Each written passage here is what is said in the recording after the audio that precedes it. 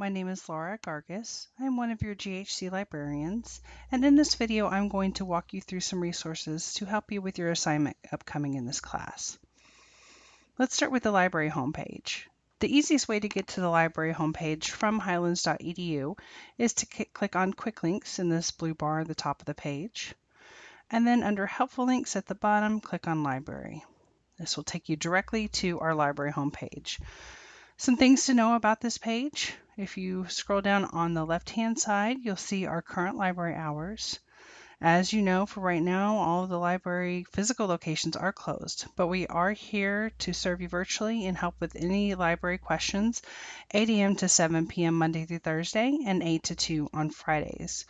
Check this website often as we get back on campus and start opening the libraries again. We will update our hours. In the middle here is the GHC Library search box, and this is a landing box where you will be able to start a lot of your research. The first tab is Galileo Articles and Databases. The second tab is Books and More for searching our book catalog. The third tab is Videos and Images, and that is for our video and images databases. And then finally is the Guides tab, which we will talk more about in just a moment. On the right-hand side over here are some of the ways to contact us. Even while we're performing virtual hours, you can contact us at any of these phone numbers listed here. All the phones are being monitored and answered from our homes. You can also text us to this number right here if you prefer a digital conversation instead of a live one. One of my favorite resources that we have available to contact us is our Ask a Librarian chat box. Anytime during our open hours, even virtually, so 8 a.m. to 7 p.m. Monday through Thursday, 8 to 2 on Fridays. Librarians are monitoring this chat to help you with any and all of your questions. Finally, if you have a question outside of our normal hours, we recommend you email this email address, ask@highlands.libanswers.com. We reply to those emails as quickly as possible. So back to the GHC Library search box. I have created a guide for your class. So this guide will be up for the remainder of the semester. It will be available for you to use as you need it. So in the GHC Libraries box, if you click on the tab that says Guides, and then scroll down there in alphabetical order by course number. And we're looking for History 2111, here, Hensley Paulding. You click on that, it'll take you directly to our guide.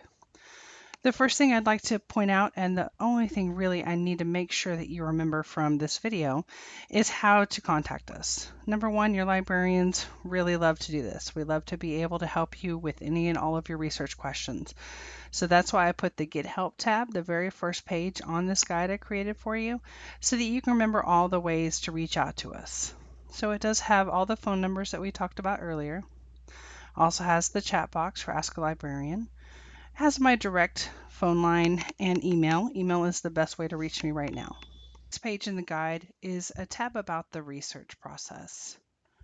When we go look, the research process, ideally it would go like this. It would be in a nice, neat little steps. You would finish the defining topic, narrowing your topic, and then you would go on to gather some background information, create a research question, develop a working thesis, find and evaluate sources, cite those sources, and then finally write your paper. However, the reality of the research process is more like this bottom graphic. Maybe you group several of the steps together. Perhaps you're not ready to create a research question, or maybe you want to, when you find and evaluate sources, it makes you think you want to change something about your topic. So the research process, as frustrating as it can be, when it looks like this, it means you're doing it right. So try to keep some comfort in the fact that if the research process is a little bit weird and you're going back to different steps, it means you're doing a good job of really finding and evaluating sources that are going to help you with your assignment. The next thing we're going to talk about is peer review. You are asked to use peer-reviewed articles for this paper. So peer review, sometimes you will see it called scholarly, sometimes refereed. Those all mean the same thing. A peer-reviewed article is an article that's written by an expert in the field and then reviewed or edited by other experts in the field before it is published. Why use peer-reviewed articles? Because my professor said so is not it is an answer, but it's not the answer. Number one, quality. Peer-reviewed articles are more qualified because they're reviewed by experts in the field. And so that means the content of the article itself is more dependable. Your credibility is strengthened and your argument is strengthened when you're using these expert level resources to help back up your thesis and arguments. And then also, there's a scholarly conversation. If you've ever heard your professors talk about publishing a paper, it's not because they get paid to do it. It is because they love what they're doing and they want to add to the conversation in their field. So when you're using these peer-reviewed articles, you're helping to add to that conversation. I have posted on the next tab a copy of your assignment, which you also have through D2L, just here in case you needed to refer to it. So all of the information is there.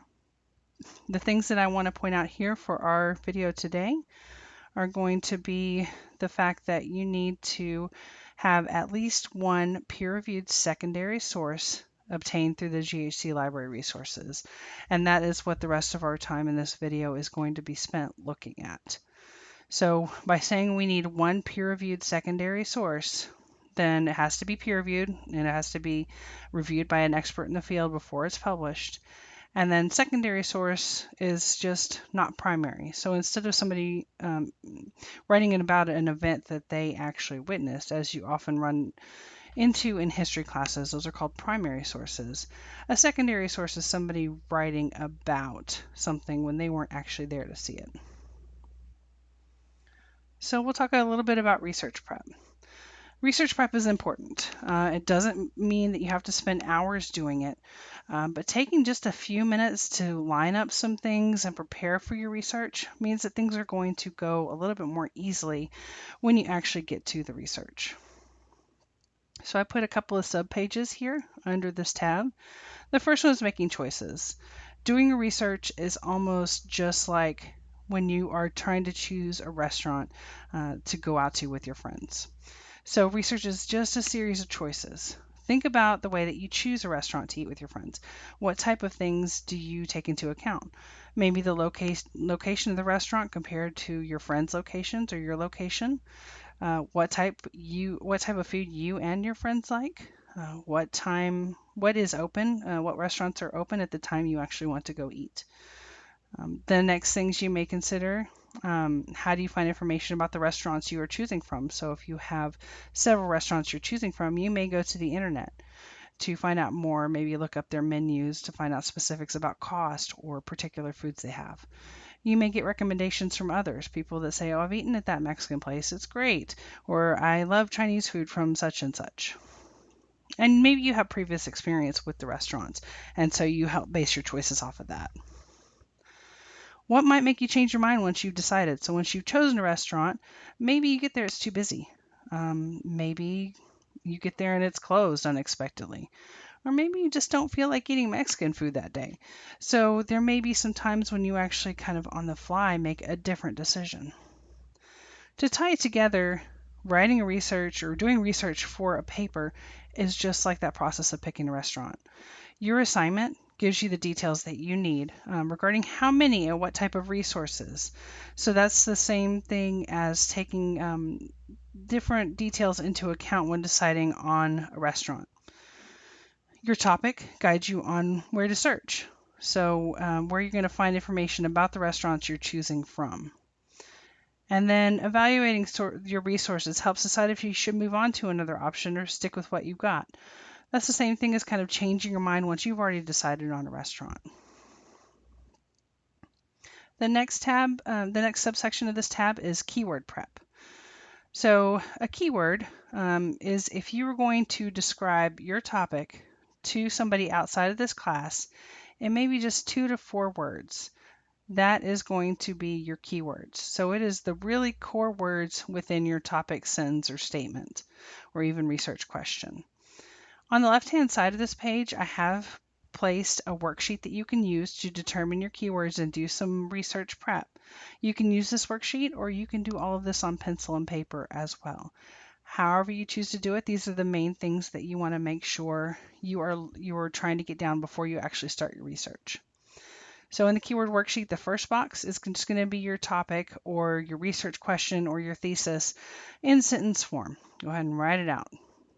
The next thing you'll do is take a look at your topic or sentence form research question to identify the keywords. So again, the maybe 2 to 4 most important words in your research question or thesis sentence that really identify what your paper is about. You will write each one of your keywords in one of the boxes. Once you get beyond 3 to 4 keywords, really things just get too specific for the database. And so we'll talk more about what a database is and what searching in them means, but you want to keep your keywords maybe just to 2 or 3 ideally. After you've identified your keywords, you can choose synonyms or identify related terms for each of those keywords. It's okay if you need to Google or look at a thesaurus for help. Some of the examples here, if our first keyword in our topic was news, then some synonyms or related terms would be media or stories or maybe current events. If you're going to look for bias, some related terms, maybe you use specific bias like liberal or conservative. Maybe use the words prejudice or spin. Having those synonyms or related terms for each of your keywords will really help when you get stuck in a database.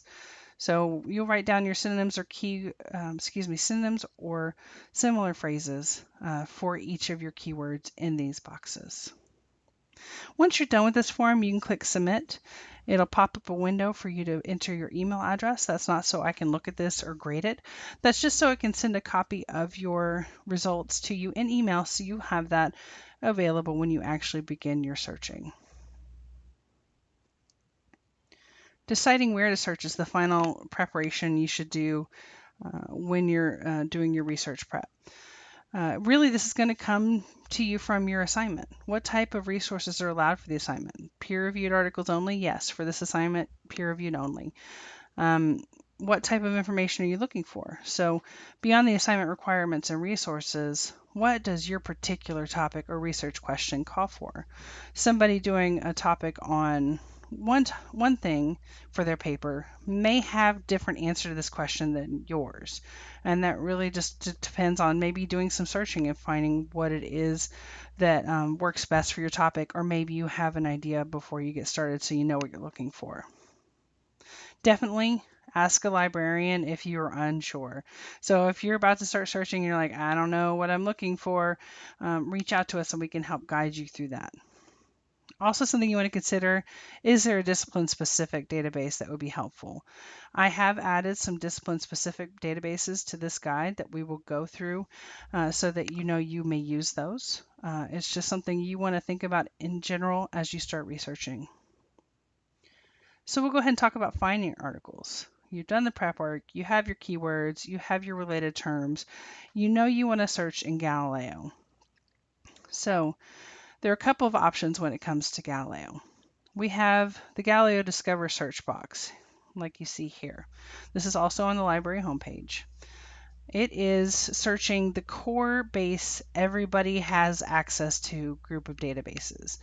And when I say group of databases, a database is just a way that information can be organized so that you can search it.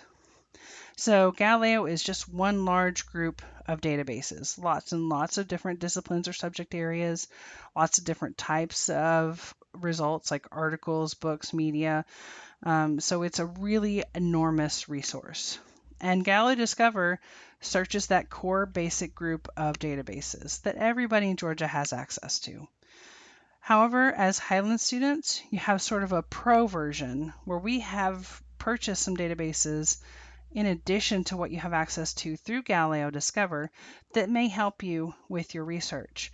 And that is where the subject-specific databases that I mentioned earlier come in.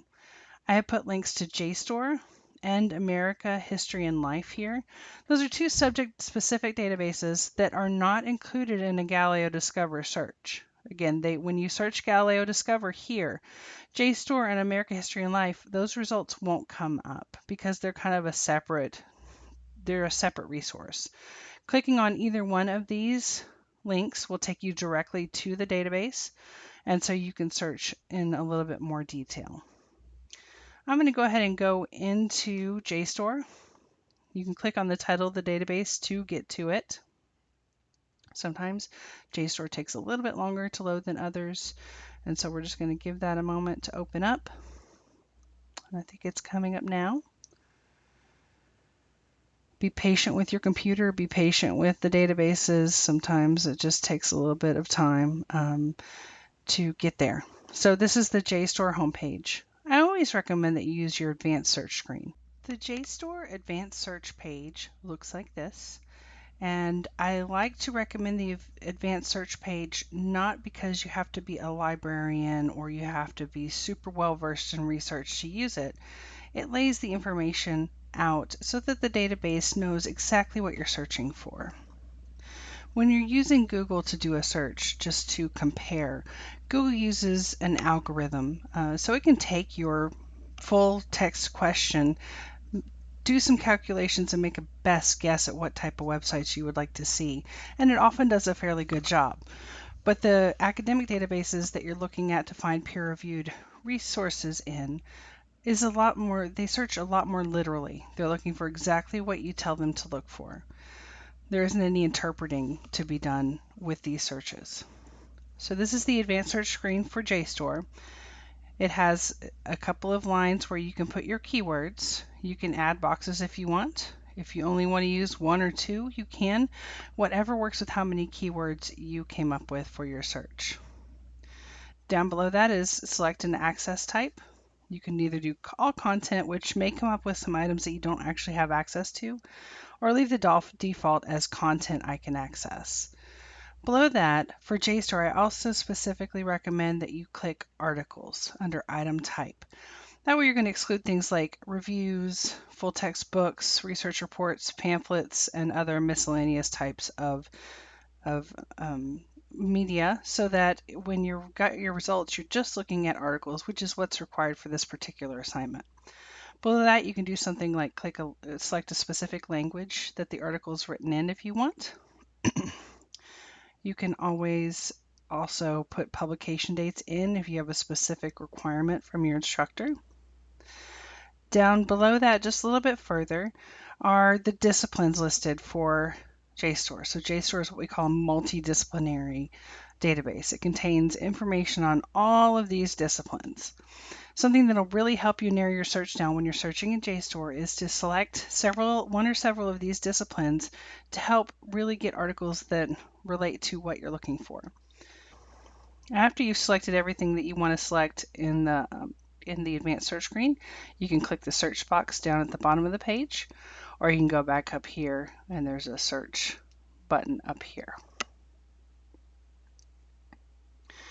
I'm going to go back to our guide and just remind you that JSTOR, the link is right here under the Find Articles tab. And you can also do some searching in America History Life. And you can also, if you want, search in Galileo Discover. For this particular assignment, I am going to recommend actually doing JSTOR or America History and Life, because I think that will help you narrow down articles that will have more to do with what you're looking for. The final tab on the guide is Chicago Style. So this is some information I put together from the Purdue OWL, which is a free online writing lab from Purdue University that gives information on how to cite different types of resources in Chicago style. So that information is here for you to refer to about citing journals and online articles you find in those journals. There are also different types of citations depending on what type of resource you have. So looking at the Purdue OWL can help give you information on each of those. I'm going to take you through an example search that will help you with your assignment. Back on the assignment tab of the guide, as I said, I put the information for the assignment requirements here, so you can refer to it as well here. You have 4 topics to choose from. How and why did the market revolution change attitudes towards sex in the North before the Civil War? How do the concerns about sex that we see in these documents fit into religious and reform movements of the antebellum era? Compare and contrast the sexual advice given to men and women in the writings of the early 1800s, explaining the similarities and differences. And what are the explanations given for why women took up prostitution in the early 1800s? How, quote, correct, unquote, do you think these explanations are, and why? So you get to choose one of those topics to write on. I'm going to do an example search for this number 3, the sexual advice given to men and women in the writings of the early 1800s. The first thing you want to look at is your instructor is giving you information about where specifically to start your research. You may want to look at the material for weeks 8 and 11. Looking at the material from the course will do something very important. It's going to give you background and a place to jump off for your research. So it's a good time to review that material with this topic in mind to get some possible, maybe a thesis or research question so that you can start your search. From there, you can go to the keyword widget that I installed on the research prep page, or you can again use pencil and paper.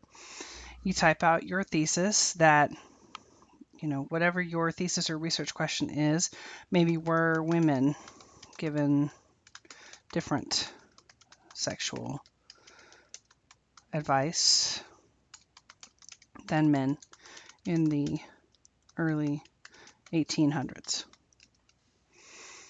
From there, I'm going to take my keywords out. So I'm going to start with women and sexual advice. And I'm going to start with the time period, the 1800s. So keyword number 1 will be women.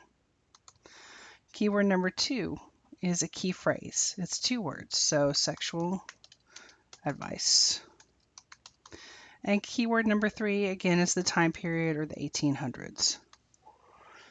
Then we're going to go down and choose synonyms or related terms for each of the keywords. So the first keyword is women. Synonyms for women: female, or perhaps you're looking into a specific type of woman in the 1800s, so perhaps prostitute. These are just ideas. We're just thinking through here, and you may or may not use any of these key terms, but it's good to have them in case you need them. The second keyword we had is sexual advice. So you might think about things like maybe sexual politics or sex advice, shortening from sex to sexual. And you may think of a couple others as well. Then our third keyword was the 1800s, which may also be called maybe the 19th century.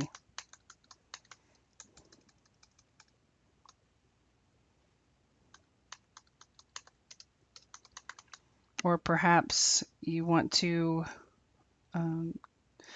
go ahead and call it the 1800s. And you may think of some other words for it. We're going to leave the synonyms for keyword 4 blank because we don't have a keyword 4. Once I'm done, I can click submit here, and it asks you if you would like a copy of the results. You can enter your email address and click continue, and it will email it to you. Then you can go to the Find Articles tab. We're going to go ahead and do a search in JSTOR. So I'm going to scroll down to JSTOR, click on that, and we're going to go directly into the JSTOR database. We're going to click on Advanced Search, so we look at the Advanced Search screen and entered our keywords that we determined earlier. The first keyword I entered was women. The second key phrase I entered was sexual advice, and I put quotations around the word sexual advice because if you do not put quotations around 2 words, the database is going to assume there is an and in between those words. You want to narrow things down by finding key phrases or more than one word as a key term together. I did the same for 19th century here in the last keyword box entry. We're going to leave content I can access. I'm going to click right here on articles. I'm going to scroll down and I'm going to select several disciplines that I think may apply to this particular topic that we're looking about, the difference between sexual advice given to women and men in the 19th century. So of course we're going to pick history down here in the H's. I'm also going to pick some other things I think just may help. Anthropology may be a good one. American studies, since we're focusing on America. Also some things perhaps like feminist and women's studies. Maybe even something such as, down here towards the end, sociology. I think I'll also include religion here. Checking on a few of these is not going to hurt anything. It's just kind of helping narrow down the area in which you're looking. You're going to click search. And this is our results screen in JSTOR. You'll see that when if you click here on show snippets, you can see a brief portion of the abstract for the article. And if your search terms were mentioned in that portion, then it's got them highlighted. Here you can also, on the left-hand side, narrow things down further. If you wanted to narrow any subjects down further, you could do that here. Now, everything in JSTOR is peer-reviewed, so that is one thing that we did not specify on our search screen, and that's okay because everything in here is peer-reviewed.